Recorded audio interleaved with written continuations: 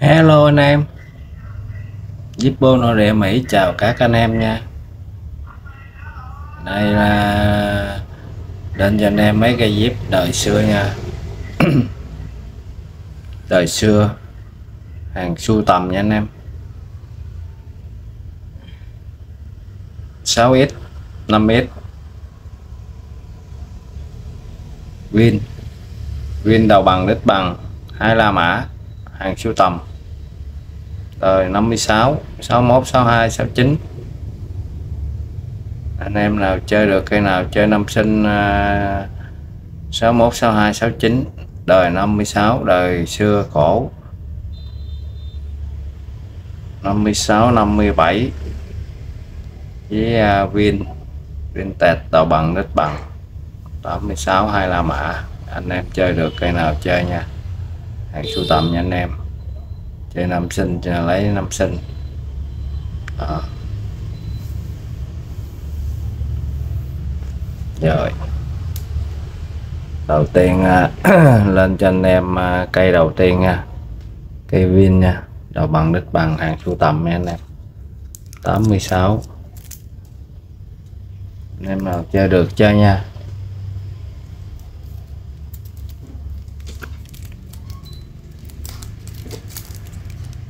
tám mươi sáu 25 mã Vin, chủ đề Liberty, nữ thần tự do, kính cáp nha anh em, chỉ có 1780 thôi.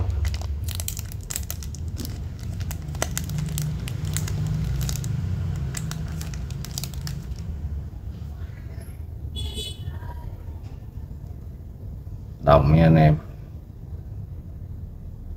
chủ đề Liberty chặt gốc, hai mặt, đầu bằng đít bằng. Lề lối là bao anh em dinh nguyên hãng.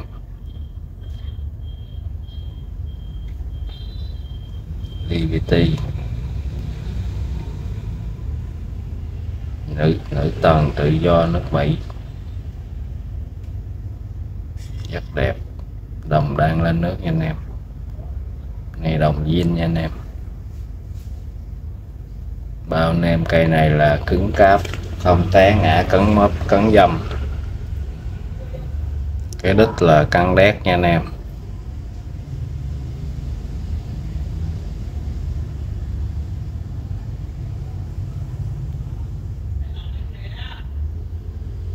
Để mất nét anh em ơi, khó lấy nét lại.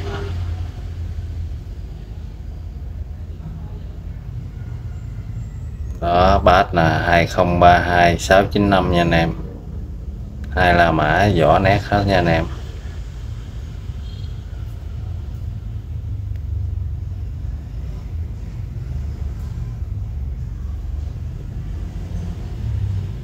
Hai là mã vỏ nét, không cấn móp. Cây này tình trạng đồng đang lên nước rất là đẹp nha. Chặt gốc hai mặt, lề lối zin chuẩn nha anh em. Gửi gà chuẩn đời 86 chưa chặt gốc. Bánh xe bán, búa zin.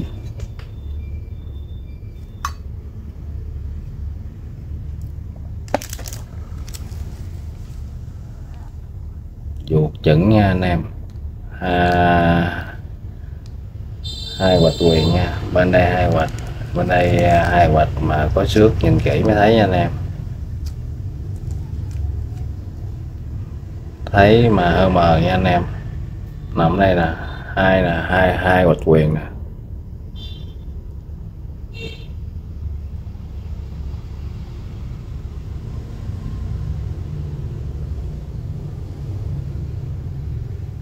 Hai gạch đây anh em, nhìn kỹ mới thấy nha. Đó, ba anh em chuẩn ruột 86, 4 mạch quyền. Rồi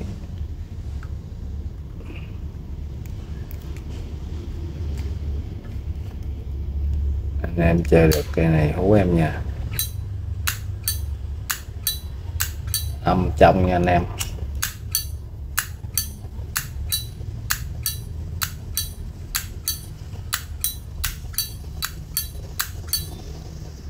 Cứng cáp bánh bán bao anh em, cây này zin toàn bộ, cứng cáp, chưa thay thế sửa chữa bất cứ linh kiện nào. Về sau em để vậy. 86 hai La Mã, đầu bằng đít bằng, chủ đề Liberty, nữ thần tự do, mạnh nhất nước Mỹ. Hai La Mã, cái đít đẹp nha anh em. Bass 2032695. Đó, cực kỳ luôn, vỏ nét chữ rồi, bass vỏ nét nha. Hai La Mã 86, cứng cáp, chỉ có 1700 thôi, với 1780 lộn nói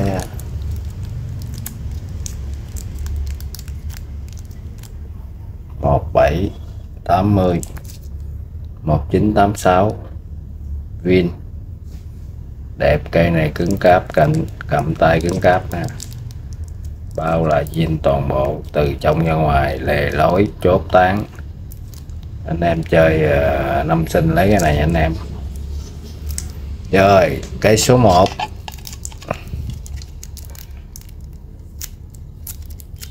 cây này không có hộp nha anh em, cây này không có hộp, tại em lấy cái hộp của cây đồng thô để lên chân.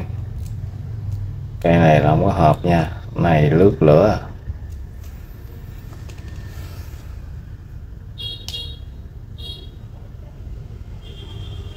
Cây số 1,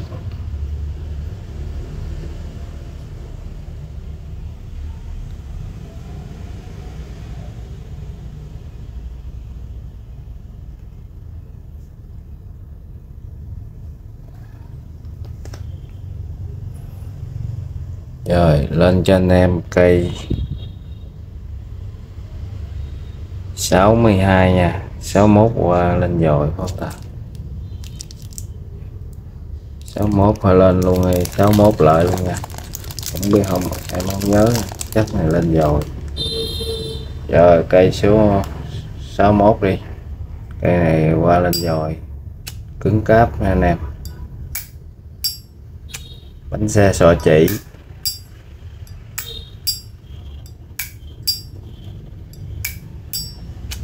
cây này 52 nha anh em. Cây này tình trạng là lề lối zin nè, nguyên bản nha, không té ngã cấn dâm anh em, zin nha. Cái này đồng đỏ zin nha anh em, theo hãng luôn nha, chứ không phải là dán nha anh em, zin hãng dán nha, đồng nguyên khối, đồng đỏ nguyên khối nha anh em. Lề lối cứng cáp, mọc ngược, bass ben, lấy nét này nè, 3 chấm, trước 3.2, sau 2 chấm nha anh em, là 5 chấm nha. Bass ben nè, 25179191 nha.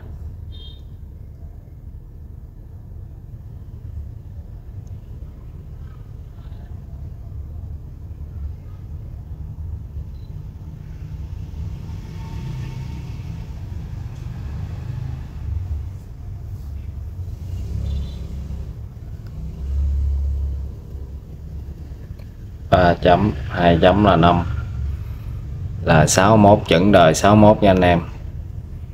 Bass nằm dưới này anh em, nhìn kỹ mới thấy nha.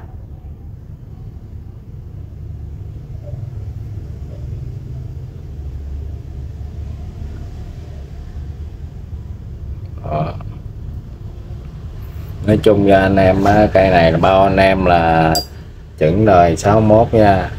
5 chấm, trước 3 sau 2 là 5. Bánh xe xo chỉ, lửa gà lá lúa, tem bắt bọt. Bao anh em là cây này là âm hay, âm zin trong. Bánh xe xo chỉ chuẩn đời, Lửa gà lá lúa tim bắt bọt búa phẻ.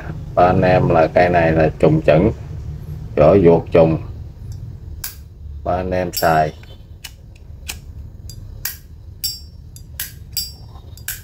Âm hay rồi, ba anh em là trùng chuẩn hết nha. Cái này là ba anh em xài trùng chuẩn zin ra tới Z. Cái nào mà thay thế là em có báo thay thế trả lại, chỉ có 19,80 thôi. Rồi lên cho anh em cây 62 nha. Chỉ có 1800 thôi. Số 2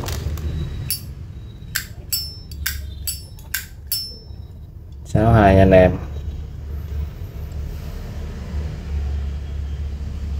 Ôi này quá.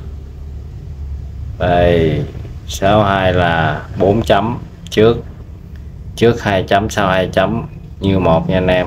Bát Ben 25171191 vỏ nét nè. Cây 61 nãy nha, phải nhìn kỹ lấy nét lại mới thấy nha, cái này vỏ nét nha anh em. Đó, 61 là 5 chấm, 62 là 4 chấm, trước sau như một nha anh em. 22 đều hết, đẹp, con y xước cực kỳ đẹp. Bánh xe xò chỉ, lửa gà lá lúa tem bắt bọt, chuẩn đời 62, chốt tán còn nguyên bản. Đây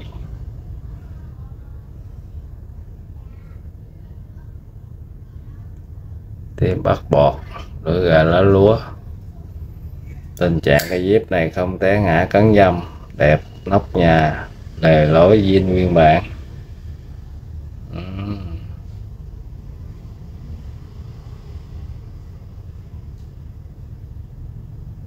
Cứng cáp, cầm tay cứng cáp, đẹp nha anh em.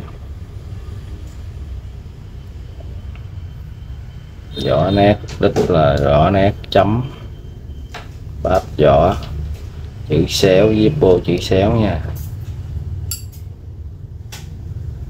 Gà lá lúa tim bắt bọt, bánh xe xọ chỉ, chuẩn đời.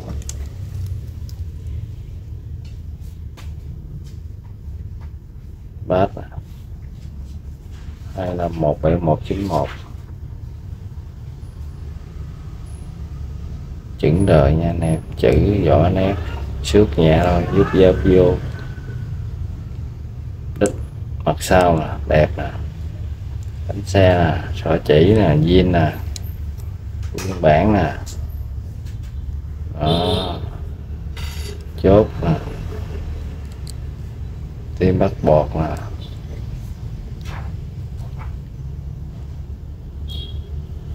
Như là đã lúa nè, búa khỏe nè, bánh xe bán nè. Bao anh em là bánh xe bán, chốt zin nè, bánh xe cho chỉ zin nè.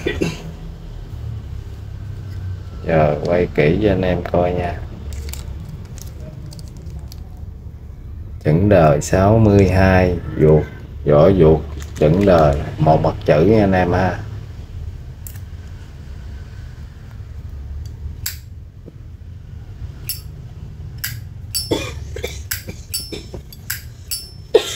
Âm hay nha anh em, âm trong nha, bang nha anh em. Âm zin nó là vậy nha anh em, không canh chỉnh sửa chữa gì hết. Về sao em để vậy, cứng cáp. Trời, đít chữ xéo nè, bát ben vỏ 4 chấm. Trời, chỉ có 1800 thôi. Anh em nào chơi năm sinh là hú em. 62 anh em ha. Giờ lên cho anh em cây 69 luôn, 1.800.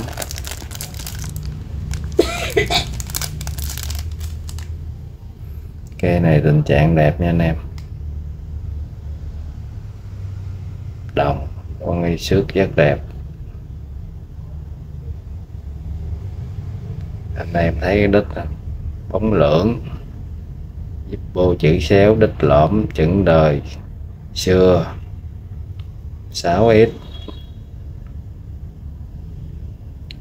5 hoạch đứng trước 3 sau 2 chững đời xưa nha anh em.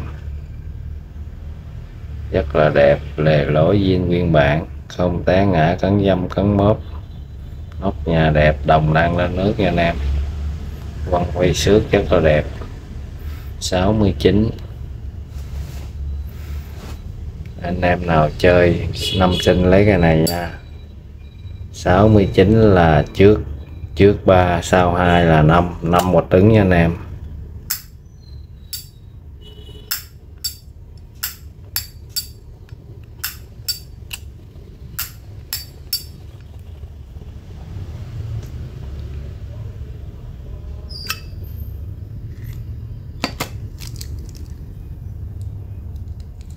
Sáu 19 là một mặt chữ nha anh em. Xà một mặt chữ, vuột xà một mặt chữ, chữ nghĩa rõ nét nha anh em. Tình trạng vuột này đẹp, giúp giáo vô xước nhẹ thôi, mặt sau là xước nhẹ lông mèo thôi anh em, còn đẹp cứng cáp. Chốt zin nè, búa zin nè, bánh xe zin nè, chưa thay thế gì, sửa chữa gì nha. Tim bắt bọt nè, lưỡi gà lá lúa nè, cứng cáp nha anh em.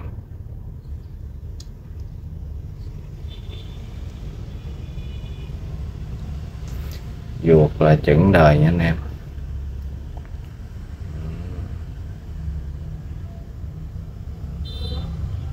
Chững đời, một mặt chữ.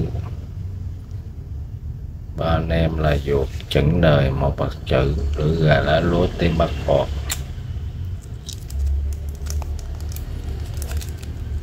Chỉ có 1.800 thôi. Anh em nào chơi năm sinh là lấy cái này nha.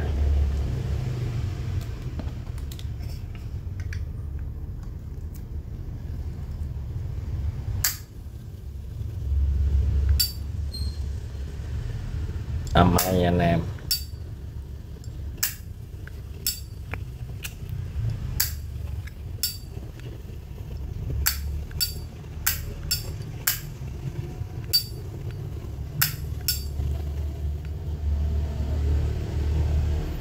Cầm tay cứng cáp.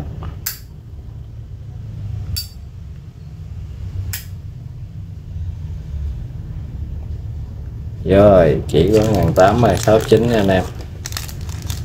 69. Rồi anh em nào chơi cây đời 56 không? Chủ đề nè. Cái này có chủ đề về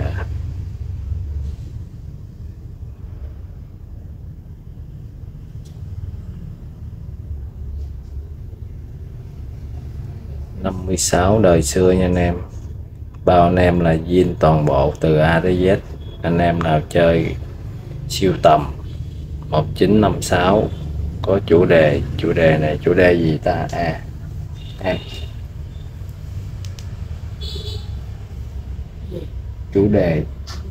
Chủ đề cây này 56 nha anh em ha. Xưởng đóng tàu chiến. Cái này là chủ đề về xưởng đóng tàu chiến nha anh em. Xưởng đóng tàu chiến, sửa chữa tàu đó anh em. Tìm hiểu về cái chủ đề này là anh em search lên biết nha anh em. Đời 56 7 chấm hay anh em. 58 57. Cái này đời 56 57 là 7 chấm, 8 chấm là 58 nha anh em.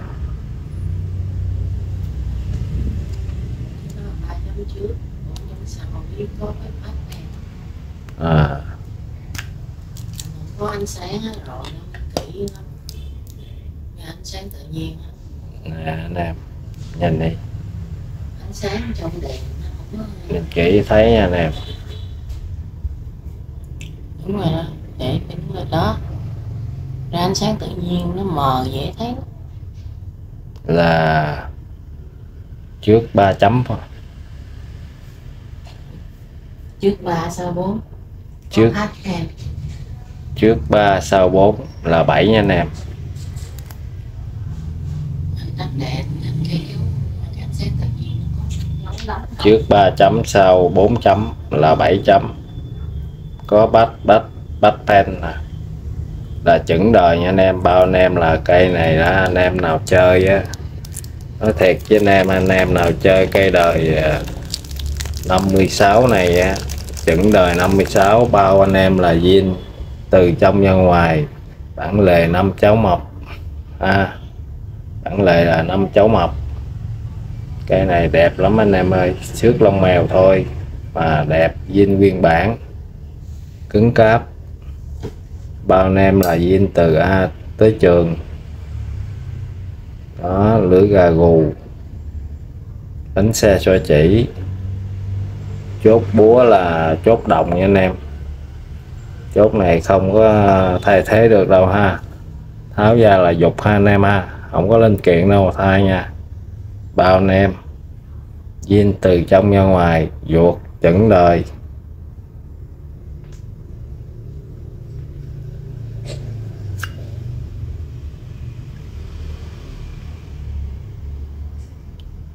Đây ruột đây, 3 hàng chữ, vỏ nét 25171191, chữ R nè, 3 hàng chữ nha anh em.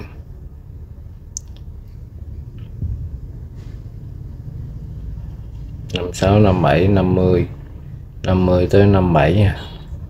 Bát 25171 là 2517191 là đó, 3 chữ chuẩn đời nha. Vỏ ruột trùng, bao anh em là zin toàn bộ. Đi bắt bọt, lưỡi gà gù, bánh xe xỏ chỉ, zin từ nhà đến trường. Mặt sau đây có xước nhẹ rồi, rút dao vô phải lót bạch cho anh em. Anh em không lót là không rút dao vô lại xước nha, phải lót. Chặn xăng zin nè. Cây này cứng cáp đẹp, chặn xăng zin là dày nha anh em, trắng tinh đó, bông zin nha.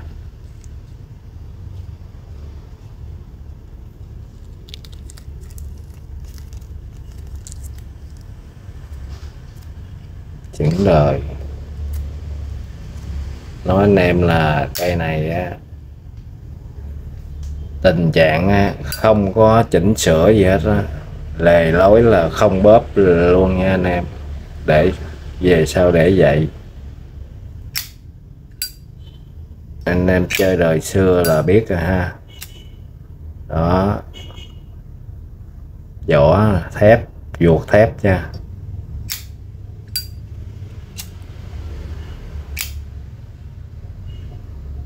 Rồi anh em nào chơi cây này hú em. Để cho anh em cây này chia lửa cho anh em. Cây này hàng sưu tầm đời 56, có chủ đề xưởng đóng tàu hải quân, xưởng đóng tàu sửa chữa tàu nha anh em. Sửa chữa tàu hải quân nè, đóng tàu nè, xưởng nè. Trước 3 chấm sau 4 chấm, bắt fan đàng hoàng nha. 2517191, 56 chuẩn đời đó.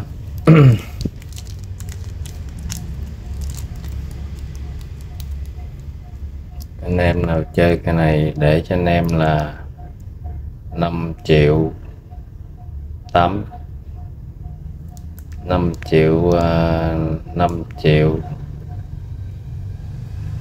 5 triệu 5 triệu 5 triệu 8 nha anh em. 5 triệu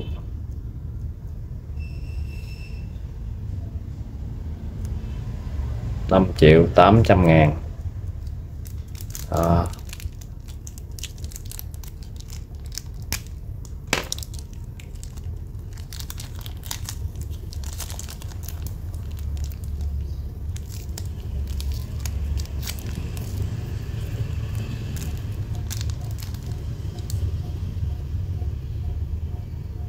năm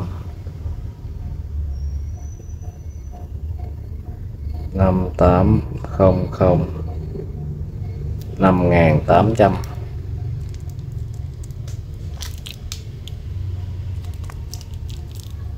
Rồi anh em nào chơi đời 56 xưa, cây này đẹp cứng cáp nha anh em. Tình trạng cây này đời này là giá này anh em chơi sưu tầm ok nha. Đó. Anh em nào chơi được cây này hú em nha, có gì alo, có gì mình tham khảo alo liên hệ chơi cây này nào alo hú em, có gì tham khảo, có gì thắc mắc alo em. Bao anh em cây này là zin từ trong ra ngoài, lề 5 cháu mập, có chủ đề hay nha anh em.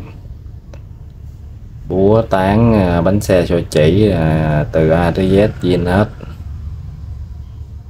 bao anh em zin hết nha. Anh em nào nói thay thế sửa chữa gì trả lại em hoàn tiền. Đó, chia lửa cho anh em chơi sưu tầm nha. 5.800.000. Rồi có gì alo em. Rồi chào anh em nha, em kết thúc video nha anh em. Bên em giao lưu là cọc cho em, anh em chốt zip cọc cho em 100 200 cũng được. Rồi em đi hàng gửi đơn tới chỗ kiểm tra hàng đúng, nhận hàng, còn số còn lại shipper thu hộ, còn số còn lại là shipper thu hộ nha. Có cọc có đi đơn nha anh em. Em có bán xăng nữa, anh em nào chốt zip kèm theo luôn. Xăng của em là zin hãng 80.000 lọ ha. Anh em nào chơi cần cái gì chốt zip kèm theo luôn, xăng đá bông tim đồ zin hãng nha anh em. Rồi anh em xem kênh cho anh em đăng ký kênh ủng hộ nha. Cảm ơn anh em rất nhiều. Bye bye anh em.